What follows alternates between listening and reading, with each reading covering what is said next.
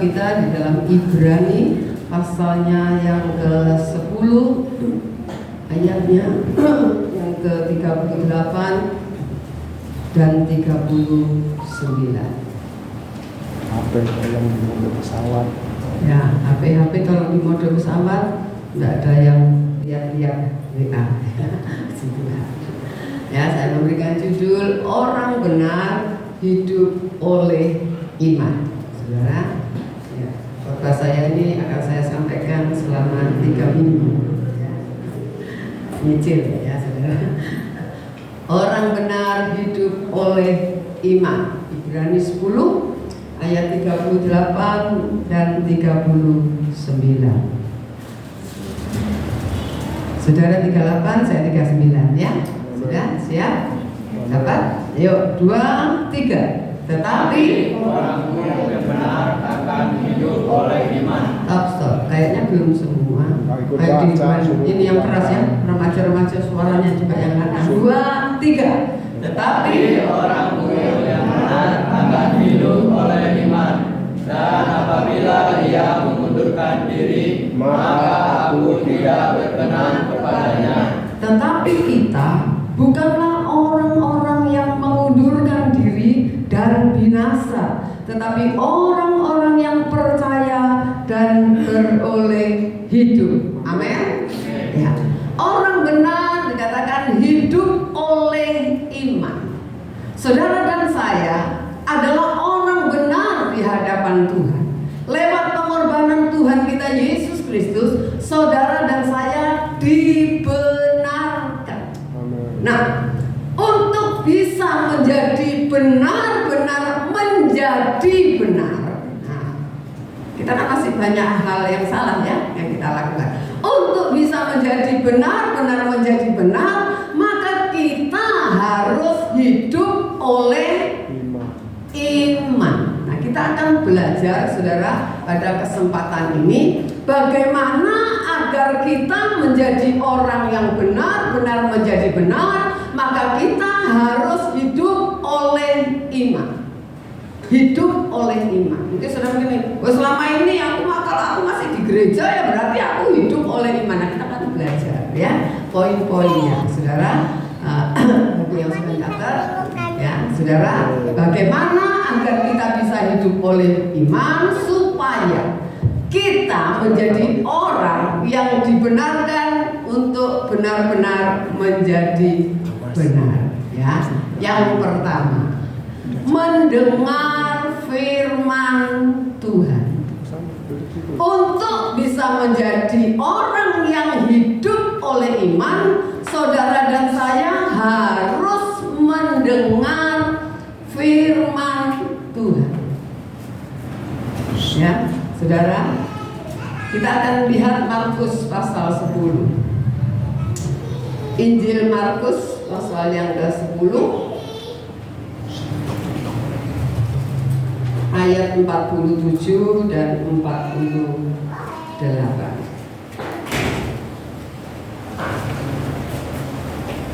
Ya. Markus 10 ayat 47 dan 48.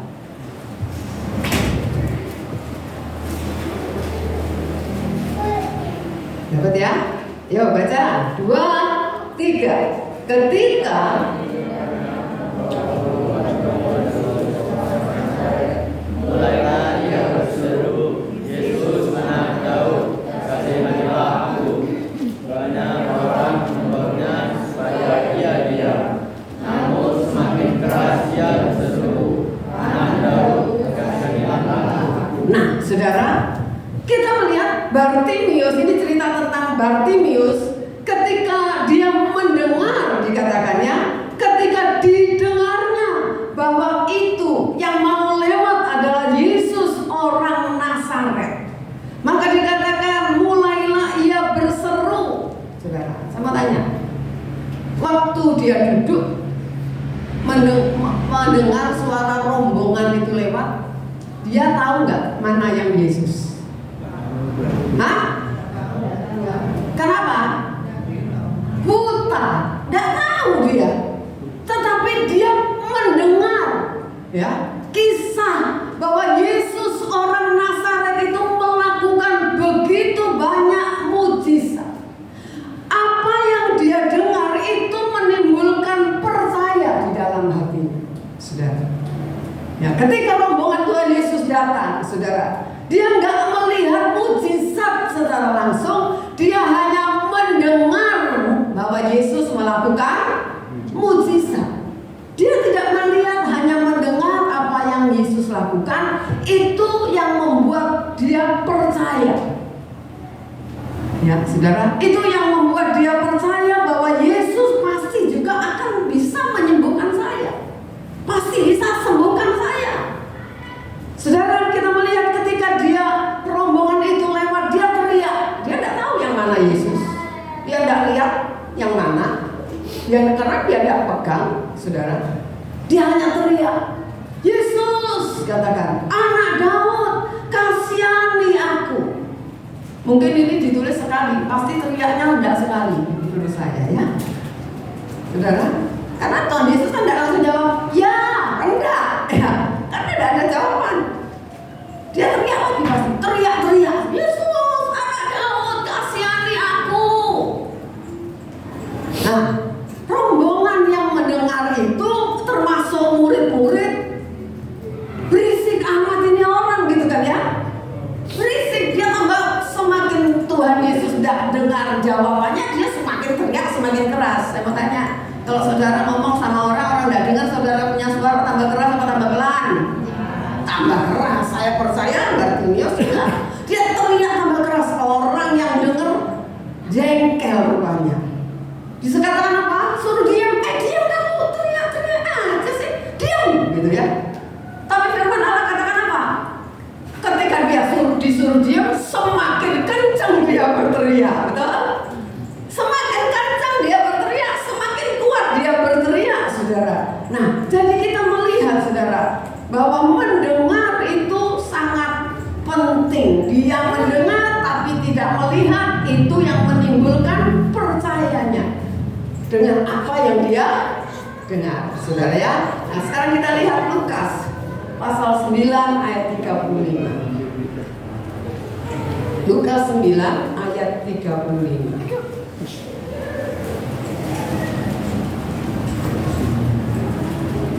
Lukas pasal 9 ayatnya yang ke-35. Saya akan baca, saudara ikuti. Lukas 9 ayat 35. Ya, saya akan baca. Maka terdengarlah suara dari dalam awan itu yang berkata, inilah anakku yang kupilih. Apa? Dengarkanlah dia. Suara siapa itu? Suara siapa? Bapa di surga. Ya, suara Bapa di surga. Maka terdengarlah suara dari dalam awan itu yang berkata, inilah anakku yang kupilih. Maksudnya siapa?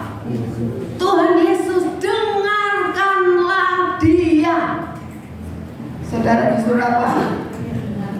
Dengarkan apa yang Tuhan Yesus ajarkan, saudara.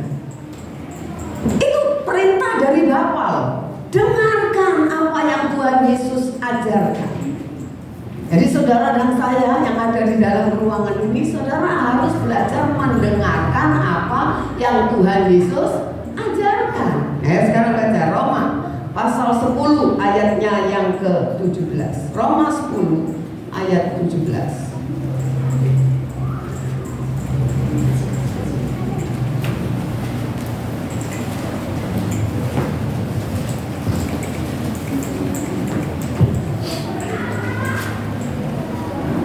Roma 10 ayat 17. Yuk baca, yang keras semua itu baca supaya telinga saudara mendengar. 2, 3. Jadi iman timbul dari pendengaran, dan pendengaran oleh firman Kristus.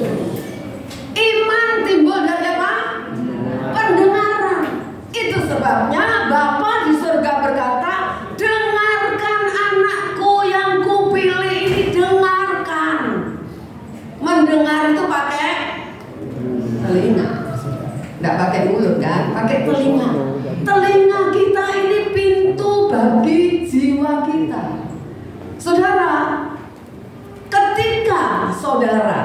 siapapun kita, mendengar gosip atau berita buruk tentang seseorang, ya, tentang seseorang. Saya mau tanya, apa yang terjadi? Apa yang terjadi kepada saudara ketika saudara mendengar si A, gitu ya, berita buruk tentang si A? Apa yang terjadi? Bukan terjadi sama dia, terjadi sama saudara. Apa yang terjadi? Jawab, boleh salah, tidak usah takut. Ayo, rombongan sini. Apa yang terjadi? Percaya. Bapak Gembala nggak bisa jawab. Ayo. Halo. Saudara nggak pernah dengar berita buruk tentang seseorang? Pernah? Lah ya, apa yang terjadi? Sini mikir. Apa yang terjadi? Tambah kepo. Oh, tambah kepo, tambah ingin tahu, gitu ya? Yang sini. Mikir bener apa enggak berita itu? Mikir bener apa enggak berita itu. Ya, tapi yang sering kali, saudara, itu memang bisa terjadi. Tapi yang sering kali yang terjadi, mindset kita tentang dia itu terpengaruh. Perasaan kita tentang orang itu terpengaruh. Misalnya, contoh gini, kamu jangan percaya sama si A ya, tukang tipu. Misalnya gitu ya, tukang tipu, kayak utang nggak bayar, misalnya, apa saja dah.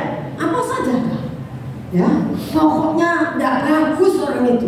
Sudah, jangan teman sama dia. Saudara, ya bisa cari tahu. Tetapi respon awal itu selalu sudah terjadi. Pikiran kita, mindset kita, perasaan kita, kata-kata kita, tindakan kita terhadap orang itu yang tadinya tidak ada apa-apa bisa berubah. Yes or no? Yes or no? Entah sedikit, entah banyak. Apalagi kalau saudara sudah lihat, oh iya pantesan aku melihat gelagatnya juga tidak bagus, kan gitu ya. Nah, saudara, jadi kita melihat, mendengar itu mempengaruhi jiwa kita. Apa yang kita pikirkan di dalam jiwa ini ada pikiran, perasaan, dan kehendak. Saudara, lewat pikiran, perasaan itu maka muncul kehendak. Nah sekarang kita di TV, di YouTube, di TikTok, apalah yang saudara suka lihat, kita seringkali dengar tentang krisis hampir setiap hari, bahkan diulang-ulang, betul? Yang suka dengar TV. Nah, saudara, apa yang terjadi?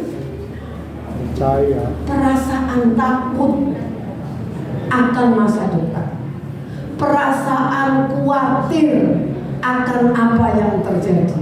Dulu saya pernah berkata, bensin waktu itu masih 1.000. Pernah kan 1.000 ya? Iya. Sekarang saya bilang meskipun 10.000, saudara, tidak usah takut, Tuhan pelihara. Sekarang sudah lebih dari 10.000, betul? Semakin banyak kita mendengar berita yang tentang krisis berulang-ulang, kita bisa stres loh menghadapi hidup ini. Saudara, nah kita sekarang belajar, kalau berita buruk bisa bikin kita lemah, bisa bikin kita khawatir, bisa bikin kita takut, dan lain sebagainya, kenapa nggak dibalik saja? Dibalik gimana? Ya, dibalik bagaimana maksudnya? Dengarkan apa yang membuat saudara kuat. Amin. Dengar apa yang membuat saudara kuat. Jangan kepo. Yang buruk-buruk malah kepo, pengen tahu. Nggak usah. Dengar apa yang membuat saudara kuat, saudara. Ya. Saat kita mendengar krisis, aduh hidup ya tambah berat, tambah nggak enak kita. Tapi dengar firman Tuhan dong. Makanya Bapak di surga sudah ngomong, dengarkan dia ini, siapa? Tuhan Yesus, dengarkan. Saat kita merasa hidup ini berat, aduh krisis ini, apalagi perang ini tidak selesai-selesai, katanya sekarang mati lampu giliran karena batu bara semakin tipis.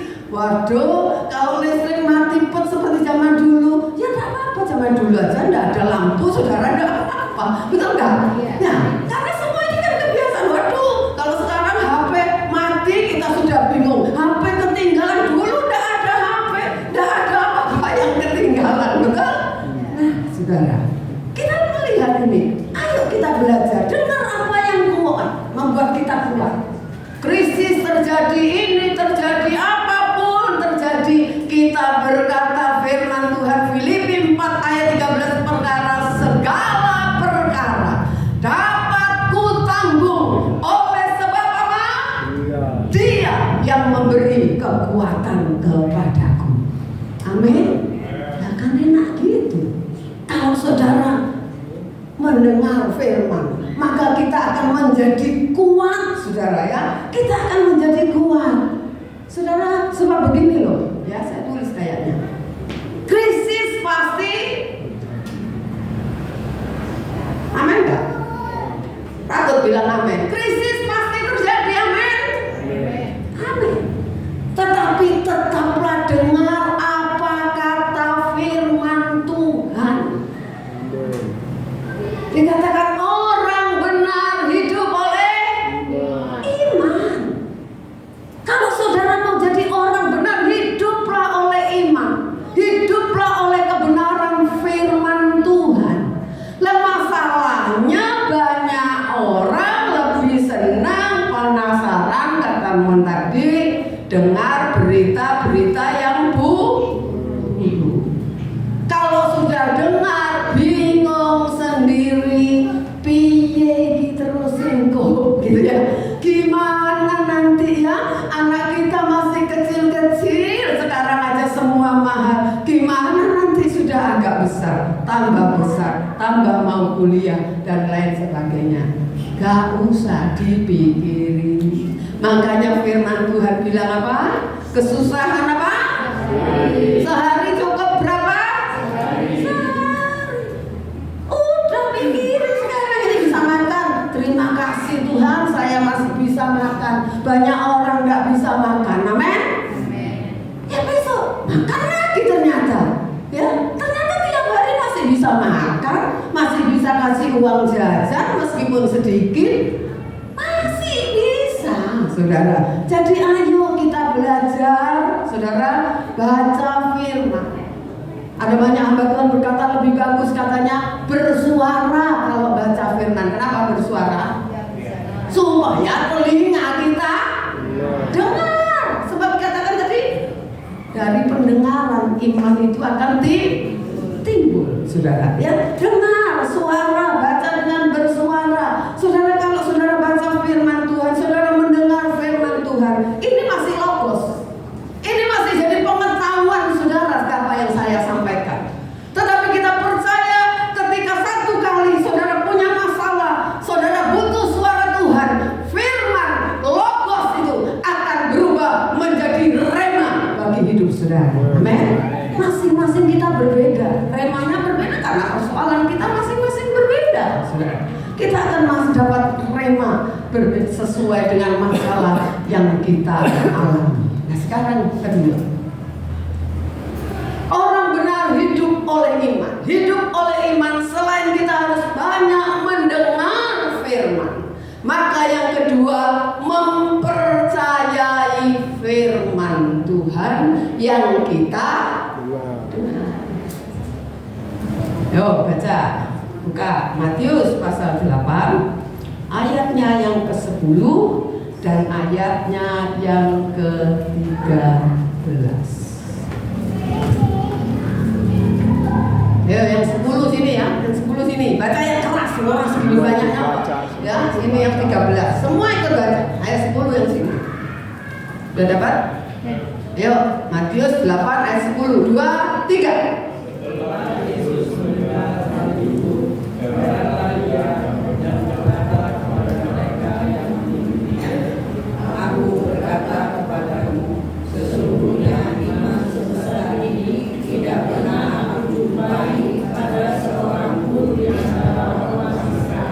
Yuk, 13, 2, 3. Lalu Yesus berkata kepada perwira itu, pulanglah dan jadilah kepadamu seperti yang engkau percaya.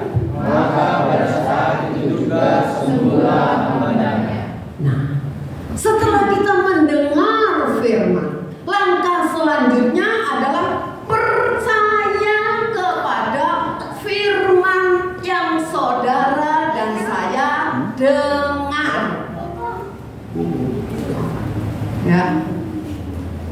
Jangan gini, sudah dapat firman segala perkara dapat kutanggung di dalam Dia yang memberikan kekuatan kepadaku. Itulah pendeta sih ngomong. Aku nyatanya tidak bisa nganggur ya, saudara. Makanya kita perlu mempercayai. Jadi meskipun saudara dan saya setiap hari dengar khotbah, baca firman Tuhan keras-keras sampai ke telinga kita sendiri mendengar, tetangga pun mendengar saking kerasnya. Tapi kalau tidak percaya, Oh, doa. nol, saudara. Nah kalau tidak percaya, kan nol, ya, kan tidak ada faedahnya, tidak ada dampaknya di dalam hidup kita. Selembut apapun, sekeras apapun, kalau nggak percaya, ya sudah, tidak ada dampak apa-apa di dalam kehidupan kita, saudara. Ya, saudara. Jadi kita belajar, saudara, mempercayai firman Tuhan. Percaya kepada firman Tuhan yang saudara dan saya pelajari, yang kita dengar, saudara. Entah di rumah, entah di gereja, ya. Apa sih artinya mempercayai firman Tuhan? Ya. Mempercayai firman Tuhan itu ambil keputusan untuk tetap percaya walaupun sulit dan tidak masuk akal. Ada firman Tuhan yang tidak masuk akal? Ada firman Tuhan yang tidak masuk akal? Akal kita maksudnya. Ada enggak? Banyak. Makanya mempercayai firman Tuhan itu mengambil keputusan untuk tetap percaya walaupun percaya kepada firman Tuhan itu ya sulit, karena ada banyak kali suka tidak masuk akal. Tapi kalau saudara percaya akan firman Tuhan, di dalam firman Tuhan itu ada kuasa. Amin. Saudara, kita lihat contoh ya. Elia ya, betul ya, disuruh ke tempat janda di Sarfat. Elia ya, betul ya. Itu tidak masuk akal. Karena apa tidak masuk akalnya? Disuruh ke Sarfat, ketemu janda. Kalau janda kaya masuk akal. Janda miskin yang hampir mati karena hanya punya tepung sedikit dan minyak sedikit, itu kan tidak masuk akal. Kalau kita yang disuruh pasti tidak begitu. Karena apa? Tidak percaya. Tapi kita melihat Elia berangkat. Saya mau tanya, firman Tuhan yang tidak masuk akal tadi, ketika dipercayai dia berangkat, terjadi mujizat tidak? Terjadi mujizat. Jadi ayo kita belajar. Sekarang kita hidup di masa yang sulit, dan Timotius berkata memang kita hidup di masa di mana semakin sukar. Bukan hanya semakin sukar, firman Allah katakan manusia akan mencintai dirinya sendiri, tidak peduli orang lain mau bisa makan, tidak bisa makan, yang penting gua makan. Kalau bisa malah makan orang, masih kan? Ya. Dan dikatakan manusia tidak peduli agama, gak tahu terima kasih. Banyak hal saudara bisa baca itu di 2 Timotius 3 kalau saya nggak salah, saudara, 1-3. Memang masa yang suka, orang akan tambah egois. Karena apa? Semakin sulit kan, betul nggak? Coba kalau dulu ya, ketika terjadi penjarahan, kenapa terjadi penjarahan? Karena mereka merasa sulit cari dapat beras, sulit menjarah, saudara. Coba kalau keadaan sulit nih, ada roti ini dilempar, orang kelaparan semua, berebut itu, betul nggak? Berebut, roti cuma satu aja berebut, saudara kan lihat di TV itu, kalau ada sembako murah, berebut luar biasa, sampai keinjek, sampai bangkit mati juga, saudara. Nah kita melihat memang masa yang sulit, orang nggak peduli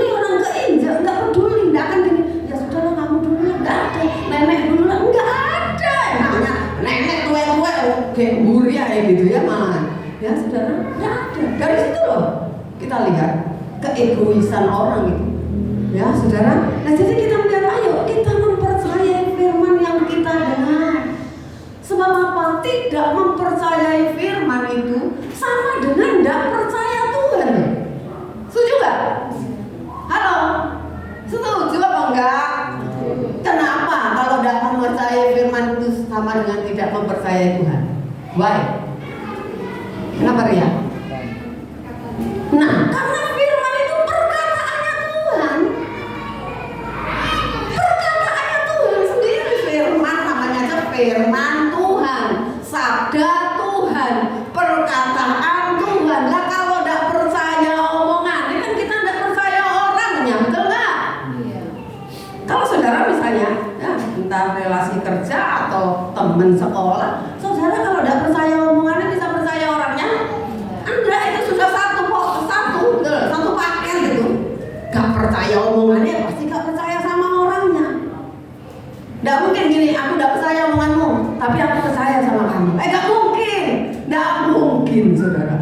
Nah sama, kalau kita tidak mempercayai firman Tuhan apa yang kita dengar, maka kita juga tidak mempercayai Tuhan yang memperkatakan firman itu. Ayo sekarang buka Matius 13 ayat yang ke-58.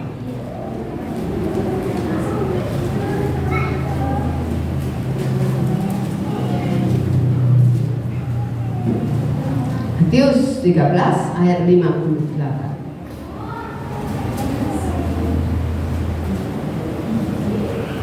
Dapat ya? Yuk baca 2, 3. Dan karena ketidakpercayaan mereka tidak banyak mujizat diadakannya di situ. karena apa? Tidak percaya. Karena nggak percaya. Mujizat itu ada, mujizat itu masih terjadi. Tapi kalau nggak percaya, firman Tuhan katakan tidak banyak mujizat diadakan di situ karena ketidakpercayaan mereka. Kata tidak banyak menunjukkan apa? Sedikit. Hah? Ada. Betul nggak? Kalau ngomong tidak banyak, ada mujizat nggak? Ada. Cuma ada banyak. Berarti kan ada, saudara. Sekarang pertanyaannya kepada saudara, kira-kira ada terjadi kepada siapa? Hah? Nggak banyak, tapi ada sih. Siapa yang terima mujizat? Yang percaya. Di kota yang sama, boleh katakan gini, umpama ini, saya yang menyampaikan firman ini, Tuhan Yesus menyampaikan firman. Loh, mujizat itu harusnya terjadi kepada, tapi kan ternyata orang yang hadir ada yang percaya, ada yang enggak. Halo? Iya. Saya kadang-kadang berpikir begini, orang di luar Kristen, kalau mereka menggebu-gebu ingin kesembuhan ilahi kan ya, rasanya orang itu cepat sembuh, lebih cepat alami mujizat daripada yang Kristen-Kristen. Betul nggak? Why? Kenapa? Percayanya tenanan, meskipun dikit tapi Tuhan lihat tuh sungguh. Nah Tuhan bilang kenapa? Iman sebiji sesawi aja berdampak, betul? Orang itu nggak bisa percaya seperti yang Kristen, percaya kayak sudah banyak dengar firman. Enggak, dia bilang Yesus bisa sembuhkan. Mau ibu datang, saya bawa, saya ajak, pasti saya mau. Gitu ya. Dia dengar, dia percaya, dia berangkat. Betul? Ya, saudara. Itu loh. Jadi kalau saudara dengar firman Tuhan saja, brut sekalipun, kalau nggak percaya, ya sudah. Jangan salahkan yang di atas, saudara. Saudara dan saya tidak hidup oleh iman, tapi hidup oleh khawatirmu.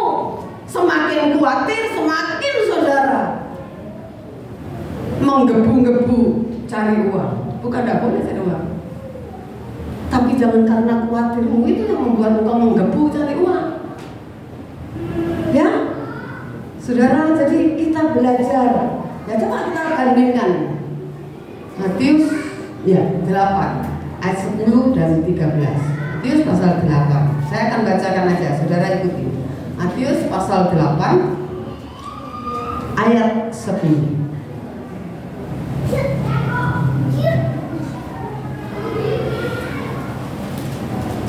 Ya, saya akan baca. Setelah Yesus mendengar hal itu, heranlah ia dan berkata kepada mereka yang mengikutinya, "Aku berkata kepadamu, sesungguhnya iman sebesar ini tidak pernah aku jumpai pada seorang pun di antara orang Israel." Ayat 13. Lalu Yesus berkata kepada perwira itu, "Pulanglah dan jadilah kepadamu seperti apa yang engkau percaya." Maka pada saat itu juga sembuhlah hambanya. Yang sakit itu bukan dia, tapi hambanya, pegawainya, saudara. Ketika dia datang menjumpai Tuhan Yesus, dia berkata, "Hambaku terbaring di rumah, sakit lumpuh, dia sangat menderita." Waktu itu Tuhan Yesus bilang, "Ya, ayo ke rumahmu, ayo ke rumahmu, aku mau berdoa." Ya. Tapi perwira itu bilang, "Nggak usah ke rumah, repot-repot, nggak usah. Kalau aku nyuruh bawahanku pergi, dia langsung pergi, berangkat. Kalau aku bilang sini, dia langsung sini." Nah, aku percaya Tuhan cukup ngomong di sini saja, nggak usah repot-repot jalan ke rumah, hambaku pasti sembuh. Ini luar biasa ya, luar biasa ya. Kalau saudara kira-kira, "Ya tak telepon aja, nggak usah datang ya." Pendeta dikongkon teko kok gak gelem. Itu kira-kira ya. Iya. Ini perwira ini luar biasa. Sampai Tuhan Yesus itu kagum, betul? Kagum, dia bilang, "Di Israel aku gak jumpai iman sebesar ini." Ini bukan orang Israel, bos. Ini bukan orang Israel perwira ini, tetapi dia bisa punya iman yang luar biasa. Tuhan gak usah datang ngomong aja, aku percaya hambaku sembuh. Israel tidak aku jumpai iman sebesar ini. Saya mau tanya, menurut saudara, murid-murid termasuk gak? Yang gak punya iman sebesar itu? Termasuk. Yang every time ikut Tuhan Yesus kemana Tuhan memberitakan Injil, yang ikut melihat dengan matanya sendiri mujizat yang Tuhan Yesus lakukan. Tetapi Tuhan tetap berkata, "Dah bilang ini, di Israel tidak aku jumpai iman sebesar ini kecuali 12 murid." No, mereka termasuk. Ini juga teguran bagi mereka. Saudara sudah baca kisah-kisah bagaimana mereka ketakutan meskipun mereka bersama Tuhan Yesus, betul? Saudara, ayo kita belajar, saudara ya. Belajar. Jadi persoalannya bukan kepada seberapa banyak saudara mendengar firman Tuhan. Persoalannya seberapa kuat saudara percaya kepada firman itu. Itu persoalannya. Persoalannya di situ. Dengar firman, pinter, pengetahuan firman hebat, keren, ya. Yang didengar banyak, tetapi ketika dapat masalah, ragu-ragunya juga banyak, khawatirnya juga banyak, firmannya hilang terbawa angin. Jadi masalahnya bukan seberapa banyak saudara ngerti firman, tetapi seberapa kuat kita percaya, saudara, kepada firman yang kita dengar. Amin. Amin. Ya. Yang ketiga, sudah dengar, percaya, kemudian banyak orang dengar, mungkin percaya tapi nggak bisa terima. Nah ini menerima firman. Markus 4 ayat 20. Jadi mempercayai firman Tuhan yang kita dengar biasanya baru masuk di pikiran. Logos jadi pengetahuan. Dan kita tahu di sini tempatnya apa? Tempatnya apa di sini? Perang antara iya dan tidak, atau ragu-ragu. Ini di sini tempatnya, saudara. Ya, itu sebabnya kita belajar Markus 4 ayat yang ke-20. Markus pasal 4 ayat 20.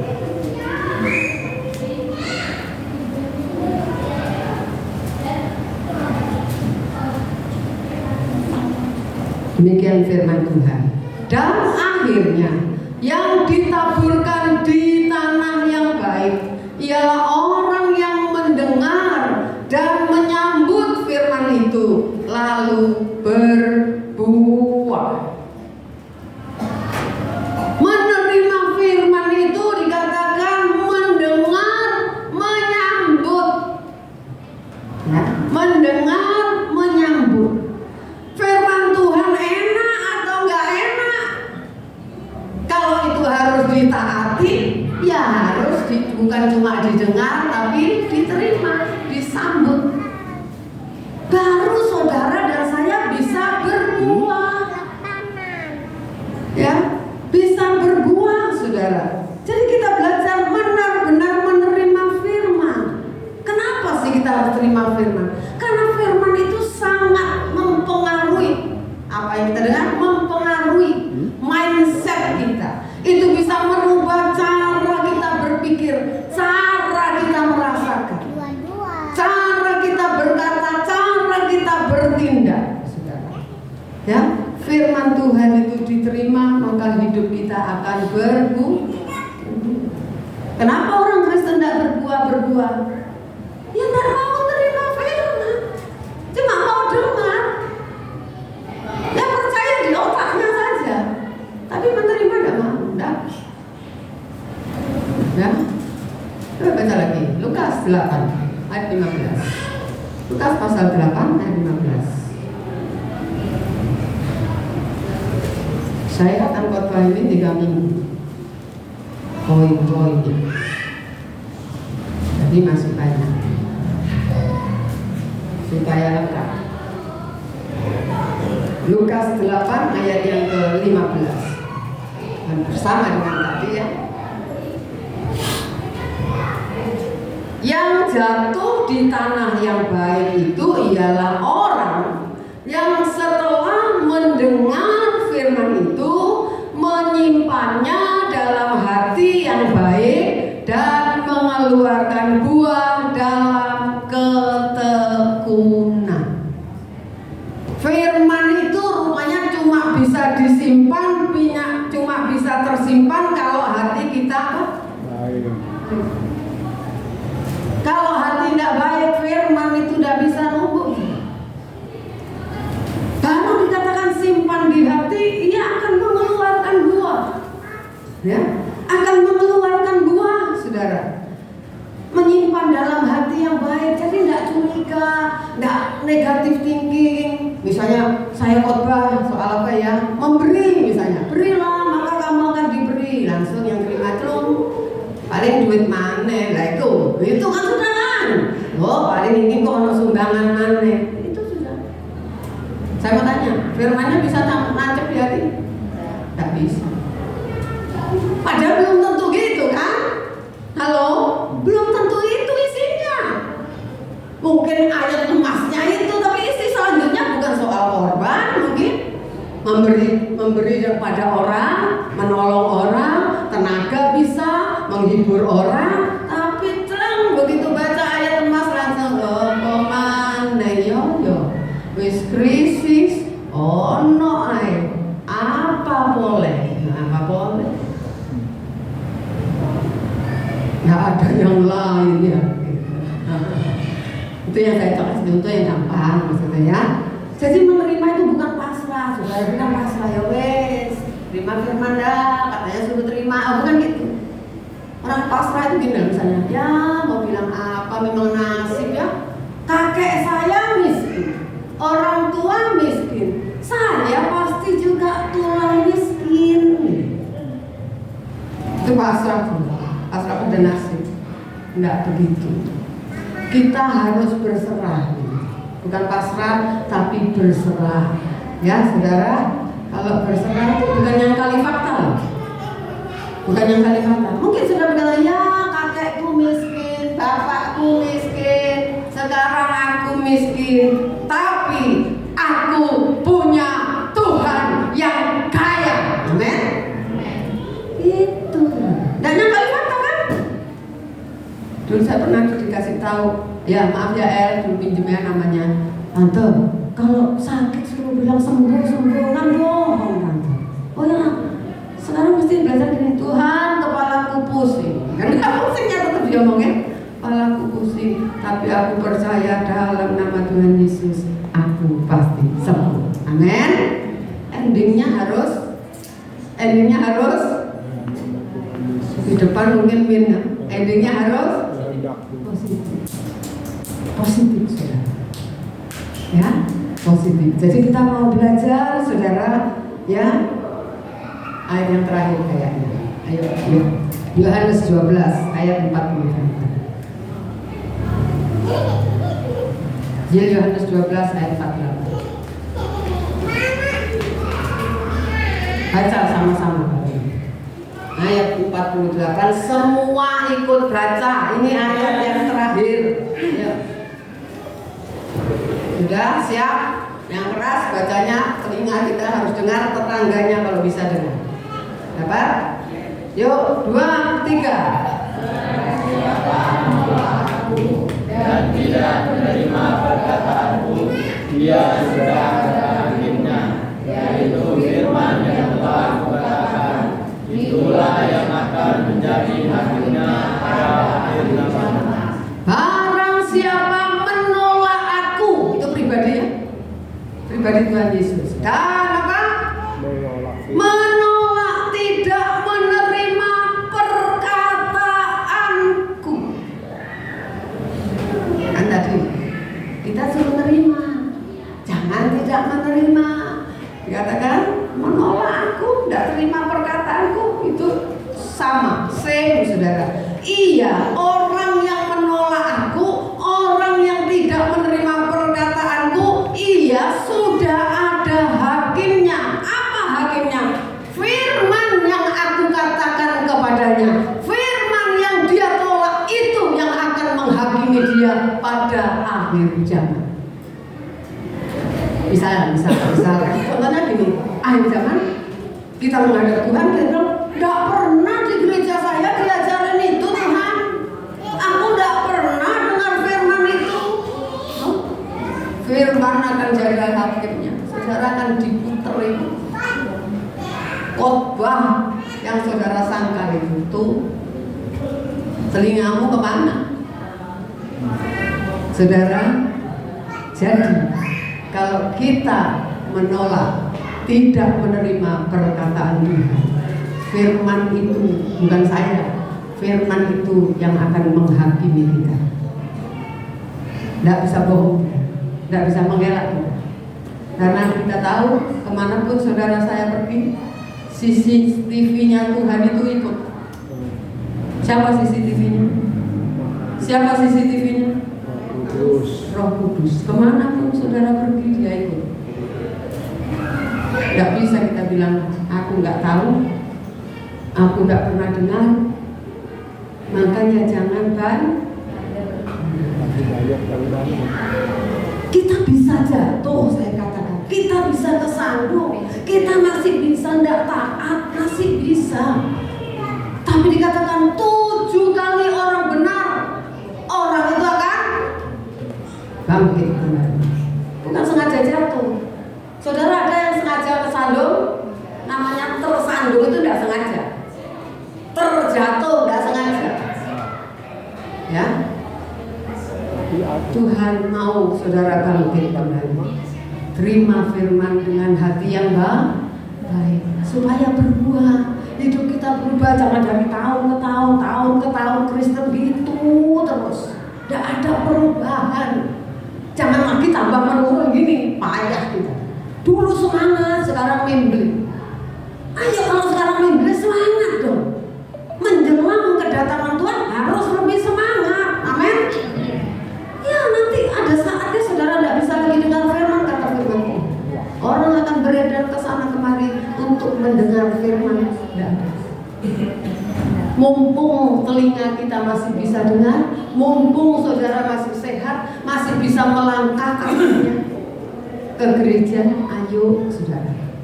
Ya, Tuhan memberkati kita. Amin. Yuk kita nyanyikan.